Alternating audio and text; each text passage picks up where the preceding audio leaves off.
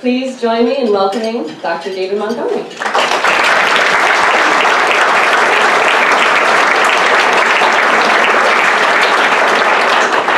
Amanda, thank you, and thank you for the invitation and support to come out here from the upper left coast where I dwell. And I've come, in part to talk about the sort of two hats that I wear. I'm both a scientist and a writer. And there's not a lot of people writing about science who are actually practicing scientists. And I've been doing that for about 30 years now. And I got into the business of trying to write books for popular audiences about 10 years ago through a long accidental course that I won't tell you about. Feel free to ask me about it afterwards. But what I want to try and help explain to you tonight is why somebody like me, a geologist by training, would spend the nights and weekends for the last 10 years or so working on books that looked at the importance of soil and human civilization, and that ended up becoming a trilogy of books about soils, the books that you see up here on the screen. And Ann and I are starting to call this our soil trilogy, where Dirt is the book that you might expect a geologist to write, something that looks backwards through history, looks at the most recent of Earth history, and the way that how we've treated our land throughout history has affected how societies have prospered or not. And the middle book, and I should tell you, if you get depressed in the first 15 minutes or so of this talk, it's okay.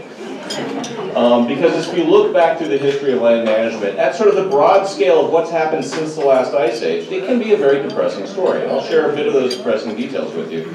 But I also will share in this middle book, The Hidden Half of Nature, that Ann and I wrote together, is a book that explores the way that the things that Ann and I were taught in graduate school about what makes soils fertile was an incomplete part of the story. And how scientific advances over the last few decades have really changed the way we think about soil fertility in ways that sort of emphasize some of the thinking of some of the early pioneers of organic agriculture. And that's about microbial life, essentially the way microbes partner with plants and the parallels with human health. I'll go into a little bit of that. And this third one, Growing a Revolution, the capstone of this soil health trilogy, as we call it, is really about how to apply some of the ideas that we looked at in that middle book to solve the problems we identified in that first book in ways that actually might work in the future and on actual real farms. This is not something someone in geology graduate school gets trained to do. So in the spirit of thanking people tonight, I'd like to thank the farmers that I've visited and interviewed around the world who taught me so much about how it is that we can restore health and fertility to the world's soils and do it in remarkably short order. So keep that optimistic thought in mind as you hear the first 10 or 15 minutes of the talk, because we're going to talk about the Dirt book first. And why are we going to do that? Well, and why would a geologist write about these kind of topics? And it's important because if you look at the state of the world's soils today, most of the world's soils are actually pretty degraded. We've managed to seriously degrade the agricultural productivity of about a third of the world's cropland in the last few hundred years, or a few thousand years, depending on what time frame we want to look at. But there's not a lot of argument that we haven't degraded about a third of the world's agricultural potential already through our post-Ice Age agricultural history. And you'll notice there's a lot of orange and red areas on this map, and that equates to degraded or very degraded soils according to the UN's Global Soil Database from a few years back. But I also want to point out that within each of these red zones on the map, you can find farms that are building soil fertility, that are completely reversing the trend that you would take away from a casual inspection of this map. That's what I want to get to. But the other big thing is that, well, soil degradation is truly a global problem. How big a problem is it? Well, if we look at the most recent estimate, the UN put out a global state of the soil assessment 2 years ago, 2015, so it's not that out of date yet. And they basically reported that humanity is losing about 1/3% of our global food production capacity each year to soil erosion and soil degradation at a global scale. And if you couple this trend, this ongoing trend, with the fact that we've already degraded 1/3 of the world's agricultural potential, 1/3 of the world's agricultural soils, you could project this out that in another 100 years we would have degraded another third, which you put those 2/3 together, that's 2/3 of our agricultural production capacity at a time when we expect the human population to increase by 50%. That is not a recipe for long-term geopolitical stability, or whether regionally or at a global scale. And it's my contention that agriculture is going to have to change over the next 100 years because we cannot continue this trend for any sustained period of time. In any 1 year, 1/3% is actually a pretty small number. In any 1 century, it adds up to a really scary number. So soil degradation is a really big problem, and it's not just a contemporary problem. We actually have examples that we can look back through history. And this is how I got into sort of writing about soils and indulging my interest in writing for audiences that are not technical to try and communicate the kind of things that the technical world has put together and synthesized. And so for dirt, I looked into the archaeological literature, some of the classical literature, and tried to combine that with the geology and geomorphology that I do, studying contemporary soil erosion, to look at the story of past societies that have degraded their land. And I want you to basically pay attention momentarily to this famous picture from the National Archives of farm equipment in South Dakota. I'm going to show you some other pictures of this same neighborhood in South Dakota later that look completely different. I will completely change the way that you look at that picture. But so, to begin with, in terms of the super executive summary version of the 3 books that I can give you in a 40-minute talk or so, what was the take-home message from the dirt book? Well, that soil erosion played a role in the demise of ancient civilizations. From Neolithic or Bronze Age Europe to classical Greece, Rome, the southern United States, Central America, and other societies that I cataloged in that book. It's a fairly comprehensive look at this problem, in part because it was one of the first popular science books I wrote, and I've learned to become more concise as I've written. But it's also because there's a really rich history. If you go back and look in the archaeological literature, there's a lot of people who've looked at this. And there's a lot of, if you look at environmental history textbooks, you'll find examples of, well, you'll find people who made this argument that soil erosion affected societies, all the way back to, who was the first to put that forward? The classical Greek philosopher Plato. He was writing about the Bronze Age soil erosion event in Greece, at a time when classical Greek society was triggering the second major soil erosion event that you can find in the archaeological literature. So these ideas have a long history, they go a long way back, but typically what you see is the argument that soil erosion followed deforestation. That people cut the trees down, and then the soil eroded off the landscape, and that impacted the society. That's almost the level at which you see in many environmental history textbooks. And I work in an area of the world that's fairly steep in the Pacific Northwest, where there's been a lot of forestry activity for the last century or so. And you can actually quantify what removing trees has done to the landscape, and if you let them grow back, in terms of eroding the soil off the whole area, it's not a whole lot. So I came to the conclusion in researching this book that the axe was not the villain in ancient societies, it was the plow that followed the axe. It was the agriculture that maintained the landscape in an erodible state that contributed to the soil loss and degradation that greatly impacted ancient societies. And this was sort of a different spin. And basically what did I come up with? That the invention of the plow and the application of it, the reliance on it through much of our history, has fundamentally altered the balance of soil production and soil erosion on the lands that we use to grow our food. And how could this happen? Why might you think of this? And how could one possibly cast the plow, in a negative light when that is sort of a enshrined symbol of agricultural iconography? It is, after all, on the seal of the U.S. Department of Agriculture. Thomas Jefferson's plow is still there. Well, think about what a plow does. It inverts the soil. It's great, and for that reason, it's great weed control, and it can really help prepare a seedbed for planting. But it also leaves the soil vulnerable to bare and naked. There's that great T-shirt that was up here a little while ago, "Don't farm naked." I mean, the reason for that shirt is because what tillage does to a soil is it leaves the ground surface bare and vulnerable to erosion between the time you plow and the time that the next crop comes in, or weeds or whatever is growing in that field. And that system of, you can think of soil as a system that's produced and lost. Not a lot of people out there in the general public think that way. I think you in here probably are ready, or you already know this. But if you think about any system that's in that kind of a state, sort of like one's bank account, where you have income, you have expenses, and you have money in the bank. If you spend money faster than you make money and replenish your account, you're basically burning down your savings. Soil is a civilization savings account. It's our natural capital, our most fundamental natural capital. If we spend it faster than we're replenishing it, we are burning through it.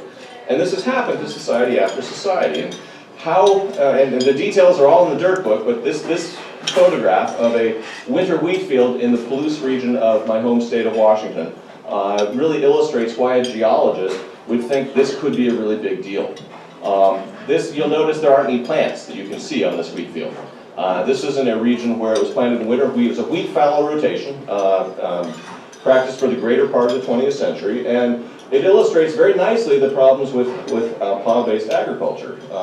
And that is, if you have a rainstorm that happens before the plants come back in, you get these little channels that develop on the slopes. They're called rills. You can erase them with a single pass of the plow. They're an agricultural inconvenience in any given year.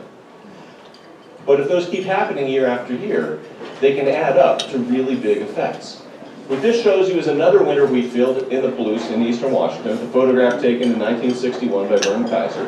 And this fence up here is the fence that the farmer built to protect his water cistern when the land was first broken, when the native grasses were first plowed up in 1911. And by 1961, this little cliff had developed at the edge of the field around that water cistern protecting fence. And what you can't really tell from this yet is I haven't given you a sense of scale.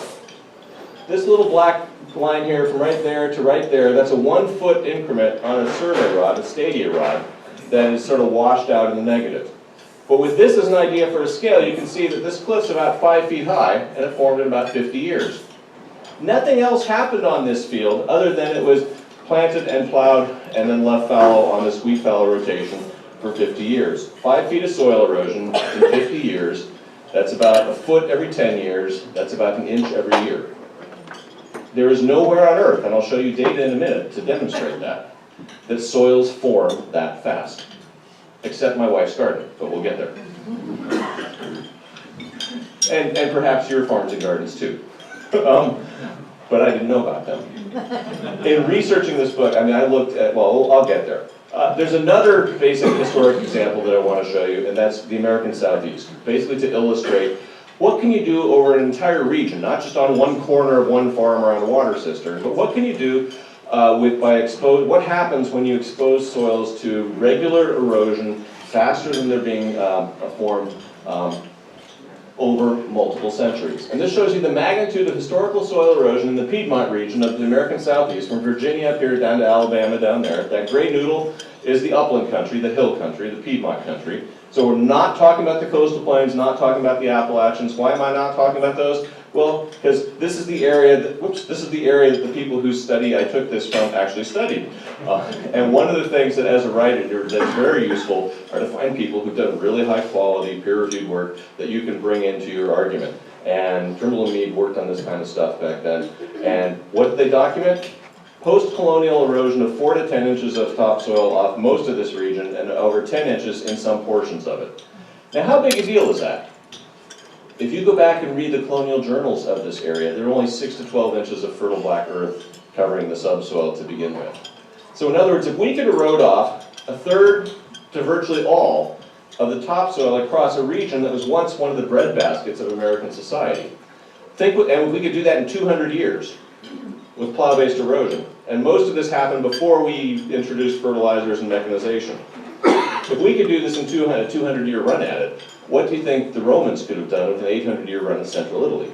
What do you think that the classical Greeks could have done with a 1,000-year run at southern Greece? And you need to look no further than modern Libya and Syria today to identify places around the world where the lasting effects of topsoil erosion and loss are still to be felt by the descendants of the folks who actually shed their topsoil off the region. And how do we know this? You can find foundations of Roman buildings in Syria that are built above, that are essentially exposed above the modern bare rocky soils.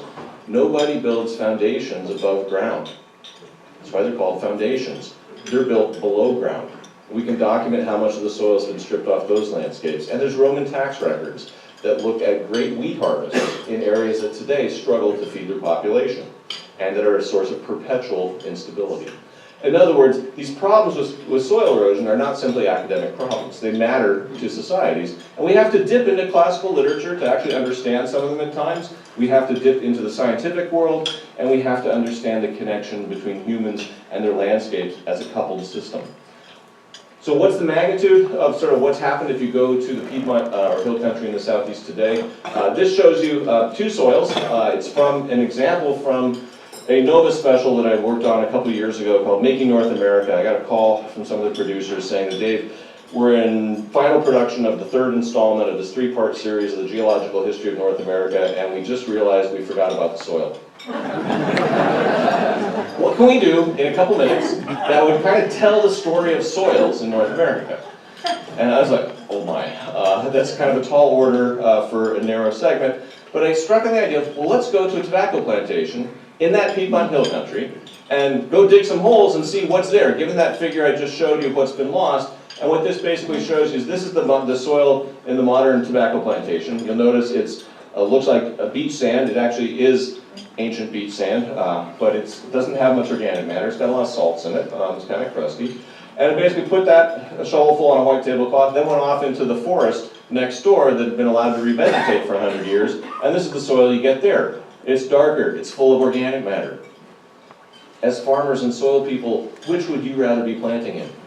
You know, the color of the earth there really speaks for itself in terms of the magnitude of the change. And if we look at how much of the organic matter we've lost from what's kind of like the native soil that was in the region, although probably not as nice as it was originally, we've lost nationally, we've lost about half of the organic matter off of our agricultural soils if you average across the United States. That's about half of the native fertility of our land.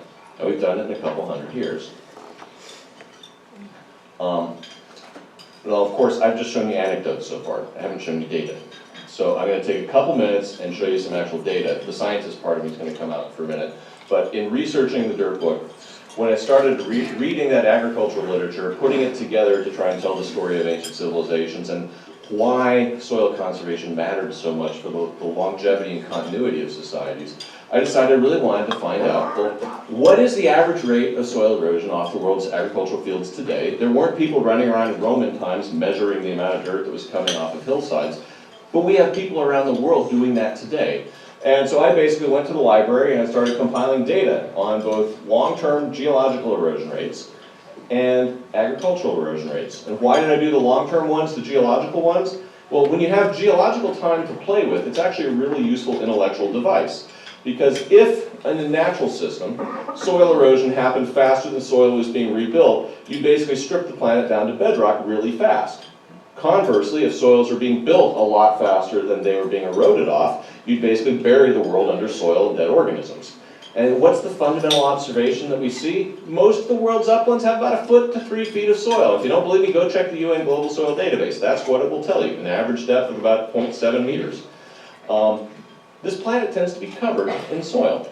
And we can therefore surmise that over the long run, over geologic time, the rate of soil production is about balanced by the rate of soil loss under natural systems. And I'll show you data that actually demonstrates that in a minute, but that was the framework I went into, and this is what I came up with. And I'm going to spare you the whole paper that I wrote for the Proceedings of the National Academy of Sciences that has all the data in it, but if you want this data and the sources, Google my name and the PNAS, and there's an Excel spreadsheet where all that data is in there. No one should ever have to recompile this.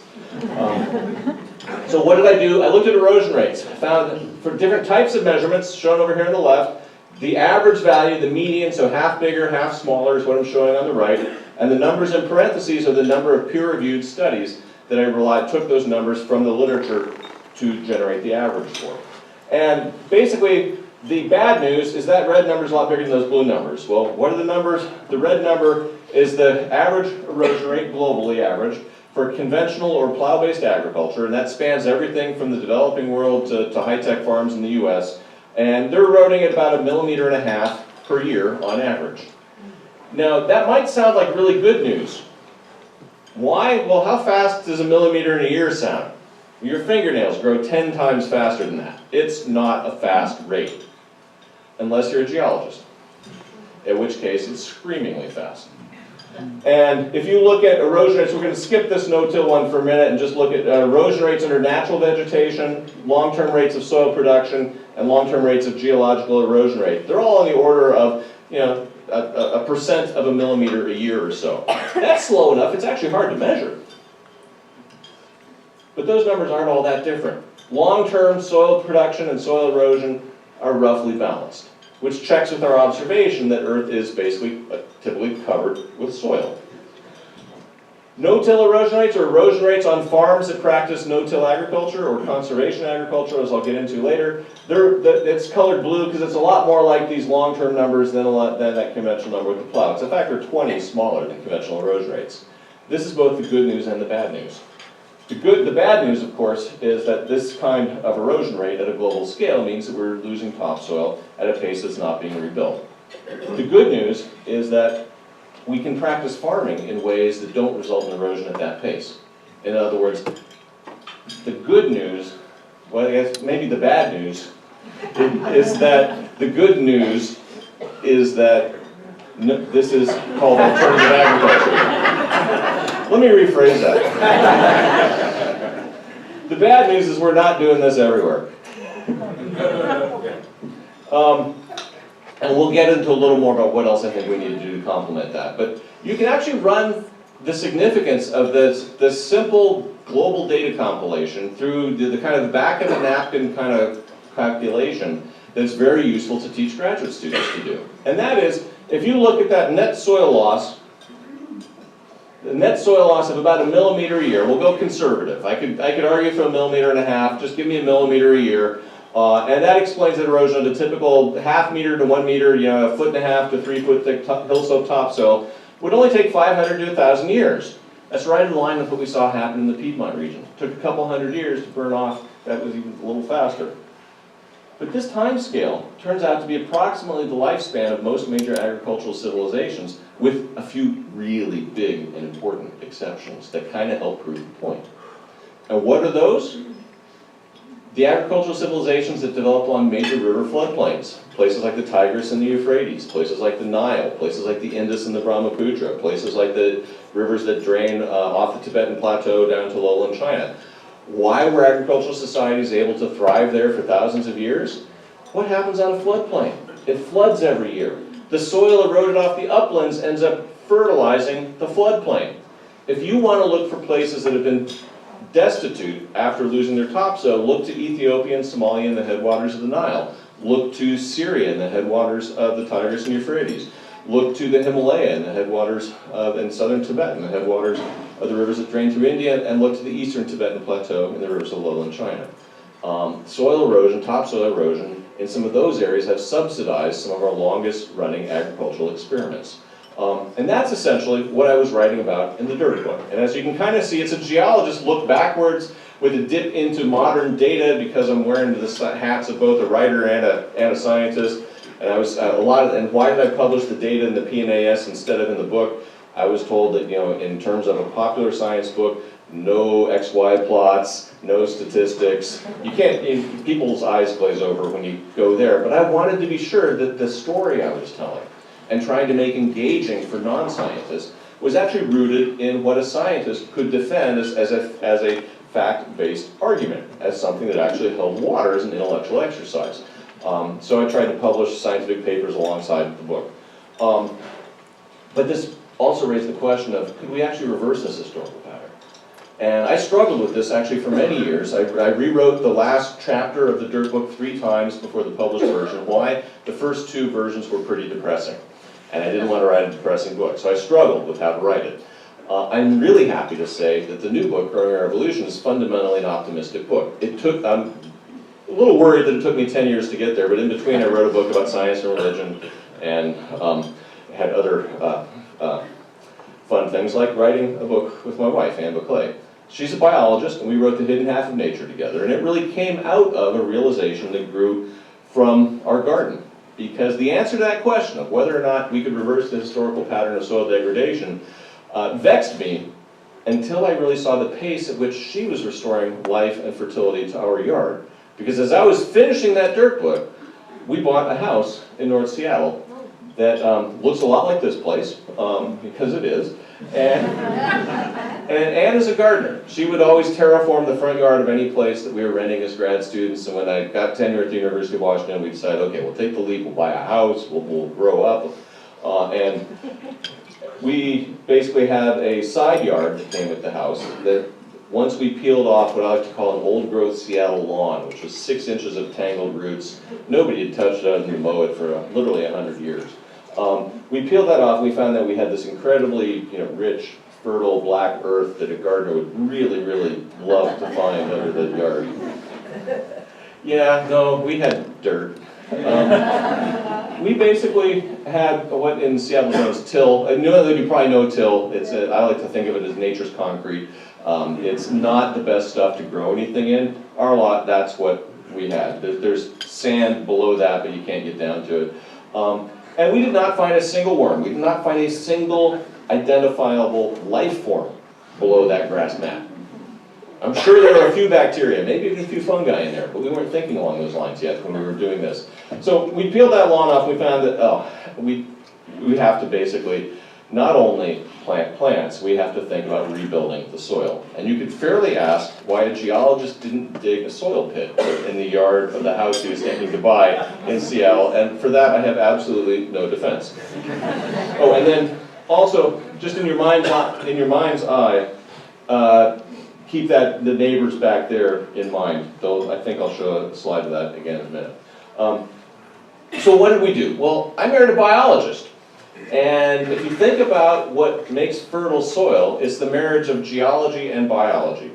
And Anne had the idea that we had plenty of mineral matter in the yard, but we didn't have enough life. We didn't have organic matter. We didn't have the biology part that makes soil fertile. So she went on what we called in the Hidden Half of Nature her organic matter crusade. And that was to rake up the oak leaves from the neighbors' yards, bring them back to our yard, and you'd be surprised, or maybe not, at how nice the neighbors are when you show up with your wheelbarrow, rake up all their leaves and just take them away from them.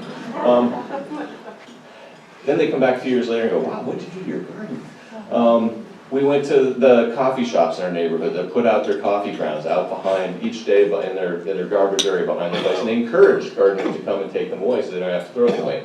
They're a great source of nitrogen. The Seattle Zoo composts its herbivore turds and gives it away as a lottery that they call Zoo Doo, which the first few times we were really, really excited to win a truckload of Zoo Doo until we realized that every time we applied, we won. I kind of think everybody who applies wins every time, because they need to get rid of a lot of it. So basically we started adding wood chips. We would tell arborists, you cut a limb down if we have a big storm and you're chipping stuff up, just dump it in our driveway, we'll get rid of it.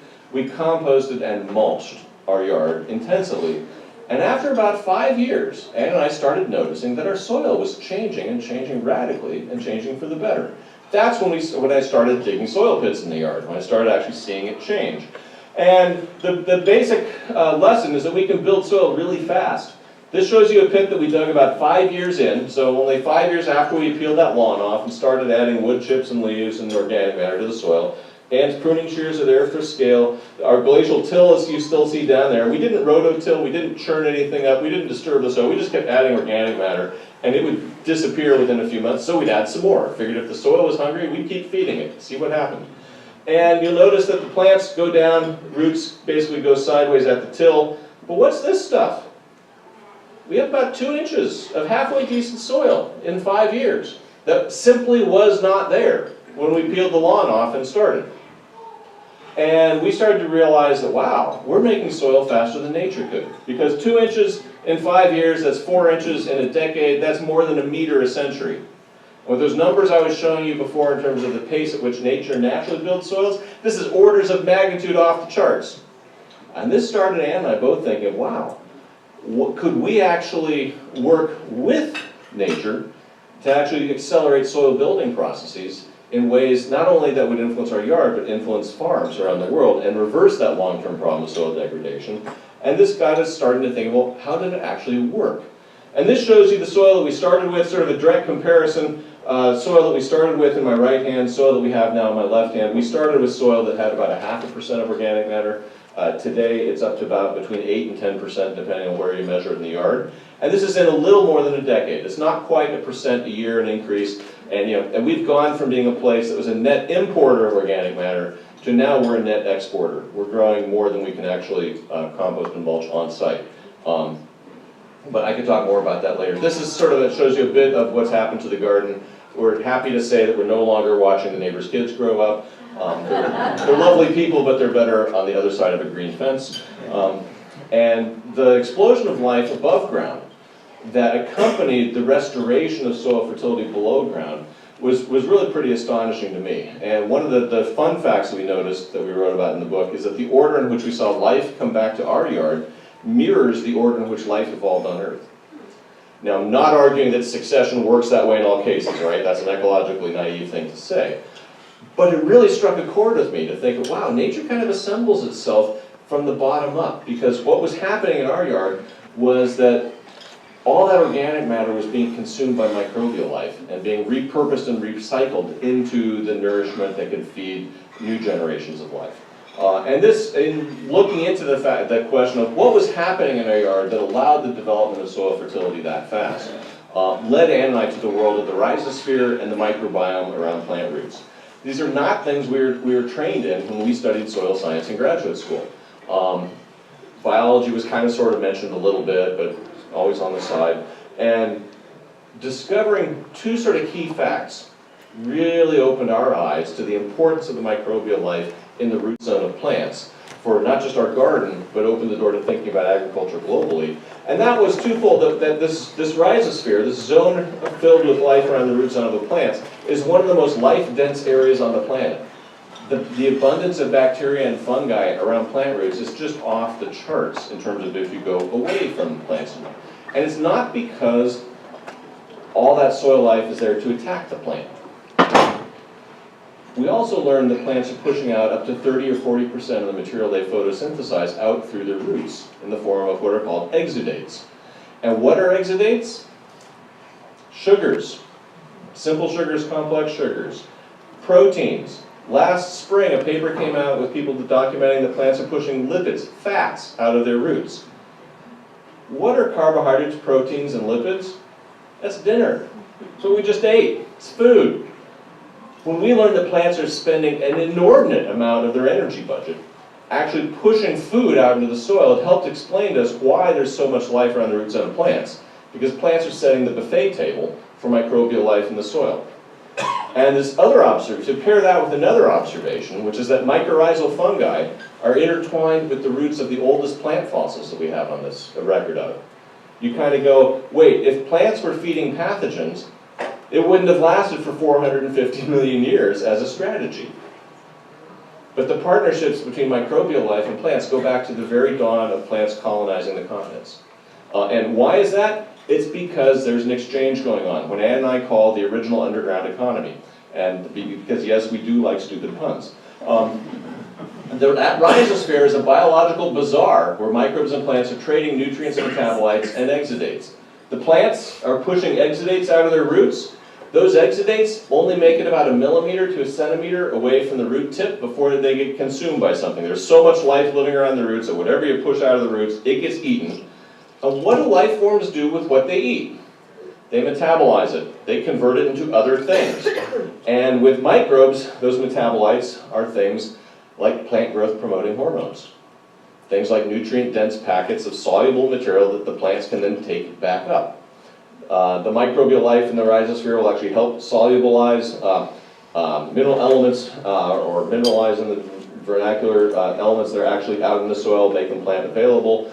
And it's these exchanges of the plants feeding the microbes and the microbes making things that in return benefit the health of the microbes that is the secret that we were not taught in graduate school that helps explain some of these relationships and why adding organic matter to the soil that feeds those microbes that break that organic matter down, that when they then die or get eaten by other things, you're basically manuring the soil at a microscopic level from the inside out.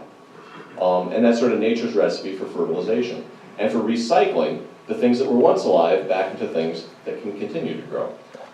And mycorrhizal fungi, I was surprised to learn, actually will send their hyphae out into the soil and they'll prospect even particular elements like phosphorus, what we know as fertilizer.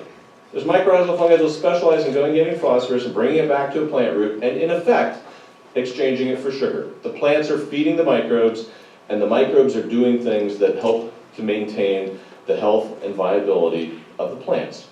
And this is something that really opened a new view of both gardening and agriculture to Ann and I, because it gave us sort of two ways to think about how a plant has a diet. And I'd never really thought about a plant having a diet before. But if you think in terms of what feeding a plant, all the major elements that it needs, so the macronutrients, the N, P, and K, the nitrogen, phosphorus, potassium that we'll see labeled on a fertilizer bag, you can grow big plants, you can grow high yields that way.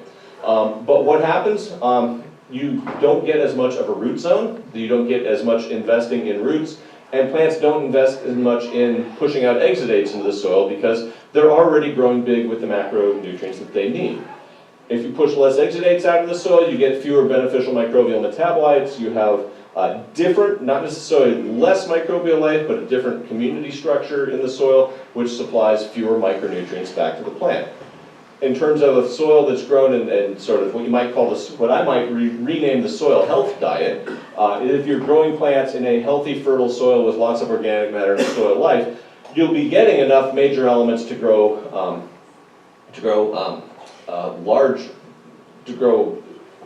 abundant crops, but you'll also be getting the micronutrients and the beneficial microbial metabolites that help promote the health of those crops.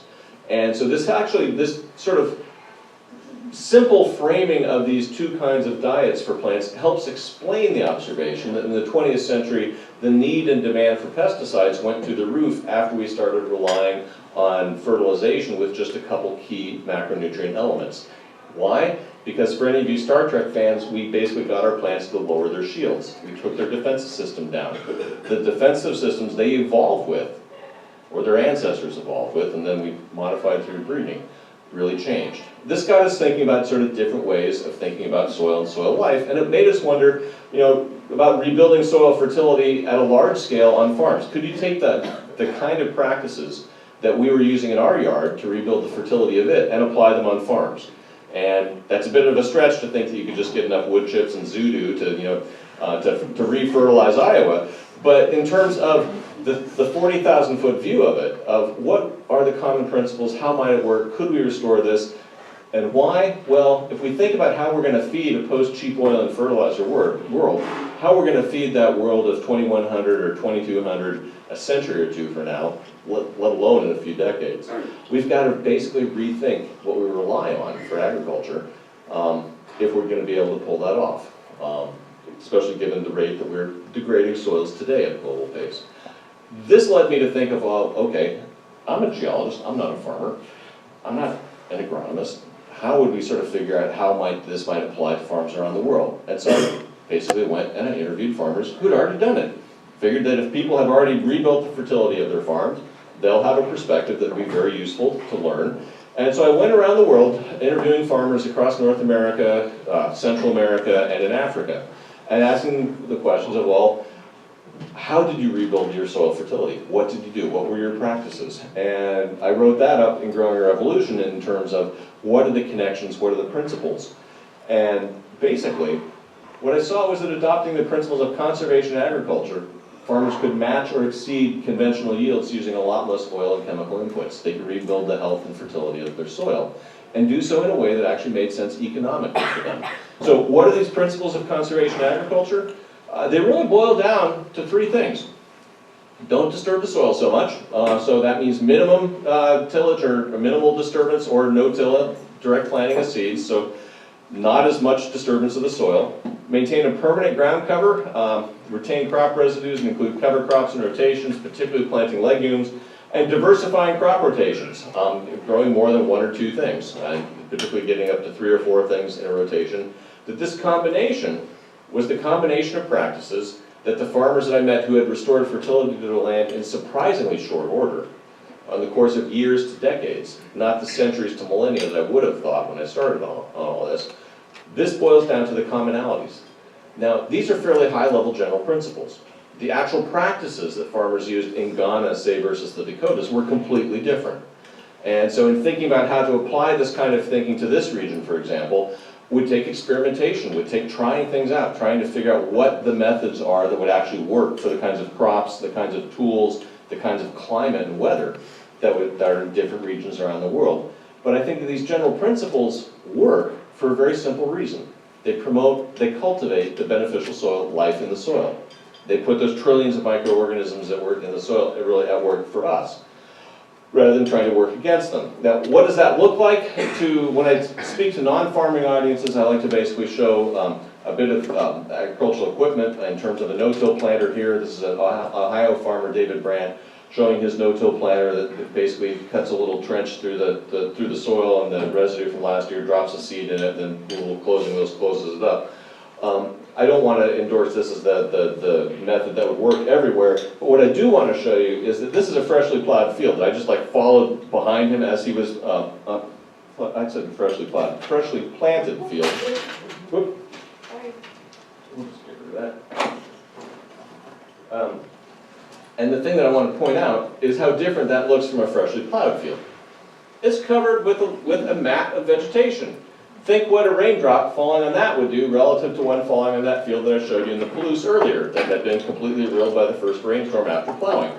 This is a resilient surface to erosion. There may be challenges in how you plant through a surface like that need to be tailored to different regions with different kinds of equipment, but the key is that there are ways to do that with technology. And if you look at those 3 principles of conservation agriculture, 2 of them I like to call ancient wisdom. And that is cover crops and crop rotations. We've known about these things for a long time. If you go back and read the agricultural literature from the early 20th century, people were talking about those things. We then forgot about them in the 20th century. Going to no-till or minimal till, though, that's kind of new in terms of the long sweep of history. Combining all 3 into a system is real new. Cover crops, it's growing cover crops through the residue from last year's crop, things like the Rodale Institute's crop roller, which you can put on the front of one of those no-till planters and then both turn your cover crop into mulch, kill the cover crop, turn it into mulch and plant right through it with a single pass of the plow. It's a great way to save on diesel because then it's just one pass, you do all that, next pass you come and harvest. Won't work in every region, but people are trying to figure out different ways to make crop rollers that work for their regions. I want to share with you the stories of, I think, 3 farms before I try and get to the end. And this is Dwayne Beck. He runs Dakota Lakes Research Farm in South Dakota. And remember when I asked you to keep that picture, the cover of the dirt book in your mind's eye? This is from the same region of South Dakota that got decimated by the Dust Bowl. When Black Earth was just blowing across the landscape because the whole place was plowed up. What Dwayne has done is he's pioneered the application of no-till methods in this region around Pierre, this is the capital of South Dakota. And he took me on a 300-mile drive through the heart of an area that was deep, horribly hit by the Dust Bowl. I saw 3 plowed fields in a whole day of driving. They've almost all gone to no-till in this area. And why did they do it? Because what Dwayne has basically showed them are ways to go to no-till with then also adopting cover crops and complex rotations, experiments they ran over a period of about 20 years to figure out how to tailor those systems to their landscape. And now what they're finding is that they can cut their use of diesel and fertilizer and pesticide by more than half. In some cases up to even 90% in terms of the fertilizer and the pesticide. That results in direct and very real savings for the farmers. Because this is what happened to their yields. They went up. There's not a question of the environment versus economics. In this case, adopting this new way of thinking and this new suite of practices at the farm level actually benefited the farmers as much as it benefited the environment. It's a real win-win. And in driving around the communities in South Dakota that have adopted this, there's a lot of new farm equipment, there's a lot of new silos, there's a lot of new houses. You go to the neighboring counties that are still in the old style, you don't see those signs of prosperity. When I left Dwayne's research farm, and it's a partnership between South Dakota State University and a board of farmers that actually own the farm. And the research mandate is to experiment with system techniques that are of benefit to farmers, not to develop new products to sell to farmers. It's a really good model. When leaving that farm, I basically asked Dwayne, could you apply these same kind of ideas to small subsistence farms in Africa? Because the farmers that Dwayne was working with were like 20,000 acre farms. These were like big farms. Big space-age prairie plotter equipment that was kind of fun to ride around in kind of place. He told me, well, don't ask me about Africa. Go talk to Kofi Boa, because he's already done this, and yes, it does work, but talk to him. And this is Kofi. I noticed his Got Dirt, Get Soil hat. It's basically the theme of the talk. And so I knew when I showed up that I liked the man. And he was basically practicing conservation agriculture in a completely different setting for subsistence farmers that had small farms. The average farm was probably smaller than the room that we're standing in. And what he basically done is he'd taken the people around his native village near Kumasi and transitioned from their traditional slash and burn style of agriculture, where they would basically burn their fields each year, and they had formerly rotated where they were doing it to let the jungle grow back, but they had their population had gotten to the point that they were stuck farming the same land year after year, and burning it didn't work very well anymore. They were degrading their soil remarkably fast.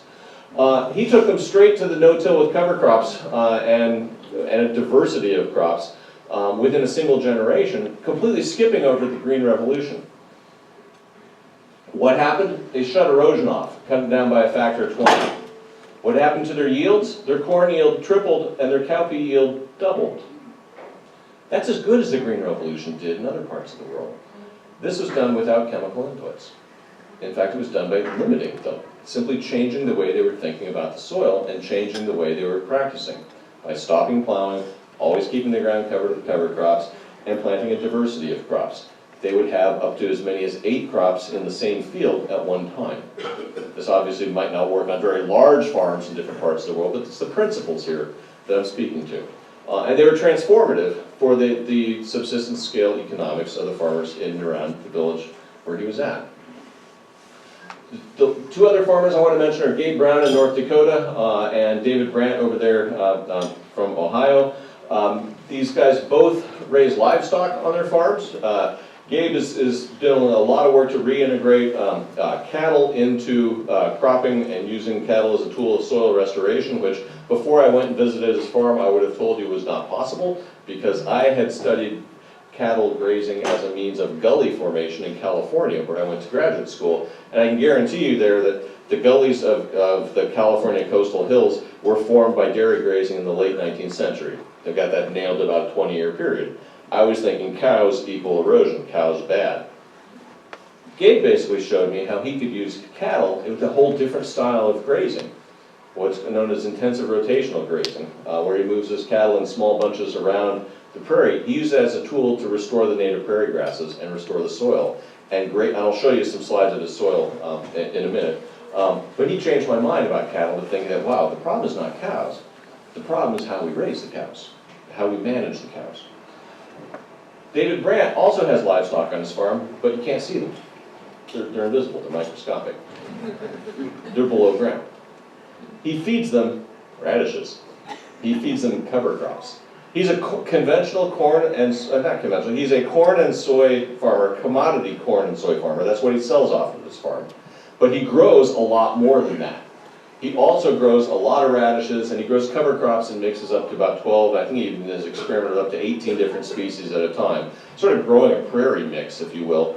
And he doesn't want to sell these radishes, even though if he managed to get them fresh to Seattle, he could do very well at the farmer's market there. But that's what he feeds his microbes. That's what he feeds his soil life. And that's what helps feed his crops. He hasn't used fertilizer or pesticide in recent years, and his fields are green when his neighbor's fields are yellow. These sickly soybeans in the background, everything that's green in that field is a glyphosate-resistant mare's tail. It's a weed. Up to a quarter, by my sort of visual estimate, up to about a quarter of many of his neighbors' fields were glyphosate-resistant weeds. That's a direct hit on their yields. David didn't have any weeds. I walked all around his farm, couldn't find a single weed. Saw a lot of cover crops though. He plants his weeds, and he kills them before they actually become weeds. So he's using his cover crops to get nutrients out of the soil, out of the subsoil, these deep-rooted things, into the topsoil. He kills the cover crop, those nutrients get recycled, it feeds his cash crop, and he repeats. How does this do economically for him? The county average around in Carroll, Ohio, where he lives, is to till everything, full tillage, add 200 pounds of nitrogen, 2.5 quarts of Roundup per acre. That all adds up to total cost of about $500 an acre for their expenses in 2015 when I was visiting.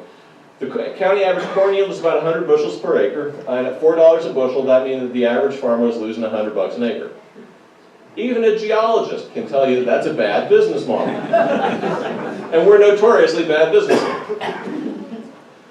What was David finding? He's been doing no-till for 44 years, ever since he came back from a 2-year stint in the Marine Corps in Vietnam in the 1960s.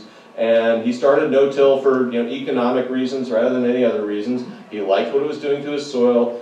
10 years later, he started adding cover crops. Eventually, he started diversifying his rotation. He doesn't till at all. He uses about 1/8 of the nitrogen that his neighbors do, and about 1/5 of the Roundup. He's not an organic farmer. And you'll notice I haven't mentioned anything about organic versus conventional yet. And I don't intend to, other than once again at the end. But I went around intentionally visiting a lot of conventional farmers just to see what the potential was to transform their practices. And you might bear in mind that it wasn't conventional agrochemical farming that did end the Roman Empire. That was organic farming. So I'm not talking in either thing. I'm trying to talk in a third dimension here, as I'll try and bring home at the end. But David saves a lot of money. By not tilling, he's saving on diesel, he's saving a bundle on nitrogen, he's saving on Roundup. His total costs are only $320 an acre, which at that same $4 a bushel with the 180 bushels per acre his fields yielded, he's profiting $400, he's making $400 an acre at a time when his neighbors are losing $100 an acre. This is the kind of economics that turned me into an optimist about all this. Because if these kind of principles, if we can learn how to tailor these kinds of conservation agricultural principles, with or without livestock, to the land to rebuild soil fertility, enough that it results in significant savings in what today are the really high-priced inputs for conventional farmers, the diesel, the fertilizer, and the pesticides, and or the patented seeds. That's the dimension that farmers can actually manage on their own in terms of adjusting things. And if it results in no net decrease in their yield, it's a net benefit for them. Many of the farmers I visited saw an increase in yields. I'm just willing to argue at this point that I don't think I think that it can be done in many regions with no net decrease. And that should be enough to motivate a lot of transition if the cost saving on inputs is real. And this is back to to Gabe Brown's farm. What he's been experimenting with is, instead of using one of those Rodale crop rollers, he's bringing in his cattle to graze off his cover crops that he grows in the aftermath of his cash crops. And the cattle graze it off, they manure the fields, the chickens then come in, eat the larvae out of the cow patties. And what he's basically doing is using animals to accelerate the breakdown and the cycling of that organic matter in the cover crops to return, to spin that wheel of recycling organic matter that much faster, and at the same time he's producing marketable products, chickens, eggs, and beef. And so he's got a fairly diversified economic operation. What did it do to his soil? These are his hands holding, one of them is holding soil from his farm, the other is holding soil from his neighbor's organic farm. Guess which is which? This is Gabe's farm. He's not technically an organic farmer, he's not certified. But he hasn't used herbicides or fertilizer for a number of years now. Why? He doesn't think he needs them. He's doing just fine without them. And he's basically done an experiment on his farm that should remind you of the color difference in the soil in my yard in Seattle that my wife transformed. We can bring soil back to life, and we can do it remarkably fast. We did it in our yard in about 10 years. Gabe's done it in about 10, 20 years in his fields. That's a time scale that's actually policy relevant. If it took centuries, that's a whole different deal. So what's the kind of advice that I can give on this? Again, as a geologist from about the 40,000 foot level, I tried to boil it down into a few words. Ditch the plow, cover up, and grow diversity. I mean, that's the lesson I came away with from visiting farmers around the world about how to change the way they think about their soil to really rebuild soil fertility. And if you think about what the dominant philosophy for conventional agriculture in the 20th century was, it was plow a lot, use a lot of chemicals, and grow one or two things. This flips those three principles completely on their head. It doesn't say don't use any chemicals. It doesn't say you have to be organic. I think that these kind of principles can apply across the board to improve the soil for farmers in all kinds of settings and contexts. The challenge is figuring out how to adapt these kind of really general ideas to the very specific problem of what to do on a particular piece of land. And I think that that's a problem that's best solved by farmers themselves, working with the advice of agronomists and people like the NRCS and conservation districts. There's a lot to learn about how to do this, and the value of experimental demonstration farms, in my experience in looking into this, can't be oversold. I mean, that's a really important piece of the whole thing. What are the benefits of conservation agriculture? Well, at least maintaining, if not maybe increasing yields, but even just maintaining comparable yields is huge if you can greatly reduce fossil fuel and pesticide and fertilizer use, because you're cutting costs, maintaining income. You can also store a lot of carbon in the soil. That tan to black transition, whether in our yard or Gabe Brown's farm or even Kofi Bo's farm, that basically equates to putting carbon in the ground. So I actually see a great potential for an urban-rural coalition built around soil health, where people in cities might be more concerned with putting carbon in the ground for carbon sequestration purposes, and people in rural regions might be really interested in the idea of rebuilding soil fertility to save on agrochemical inputs. There's the makings for a political alliance there. And the part of what gives me some optimism in terms of it actually working is that if adopting these principles results in higher farmer profits and less pollution, there's significant benefits to be had and a motivation for actually adopting these practices. And I just want to emphasize, it's not really a question of organic versus conventional farming. There's lots of reasons to argue for going organic ultimately. And I'm not trying to argue that we shouldn't. But at the same time, I think if we start thinking about soil health as the objective, we start thinking in a very different manner about farming practices. And the kinds of farming practices that prioritize building soil health are going to move conventional farmers towards what I like to call organic-ish farming, which is just highly productive farming using less, but keeping more money in their pockets. I think it can help restore rural economics in this country and around the world, and I think that's a really important thing to do. And it's all about applying, our understanding of applied ecology, and that's where this microbial world, which when I was in graduate school was not taught in soil science classes. This is a new way of thinking, a new way of looking at the soil. And what I'm basically arguing is that we need to think about soil health as really a new dimension to what might drive the next agricultural revolution. And in the growing revolution, I argue we've been through 4 agricultural revolutions since the dawn of agriculture. If you're interested in what they are, read the book. We could argue all night about whether it's 3, 4, or 6. And I'm not in that field especially. I'm not in that sub-discipline as an academic, so I will save that for over wine. But I think we're poised to potentially pull off a new agricultural revolution in the way we think about soil. And that's to prioritize soil health as the foundation for our practices across the board, conventional to organic. And what can it do? It can help us restore farm profitability, help us feed the world, help us put carbon in the ground and get it out of the atmosphere. The numbers are actually significant. Won't solve the carbon problem, I don't think, but it'll be a big help. And it can help with environmental degradation and pollution problems of the type that we see in the Gulf of Mexico or with the lawsuits around the water supply in Des Moines and things like that. But I don't see a terribly good reason at a social policy level why we shouldn't be pushing the idea of conservation agriculture as much as possible in terms of to farmers who are willing to experiment, willing to try it, willing to try and try out these new ideas. I think there's a lot of potential for really transforming agriculture in ways that would have many benefits both on and off the farm.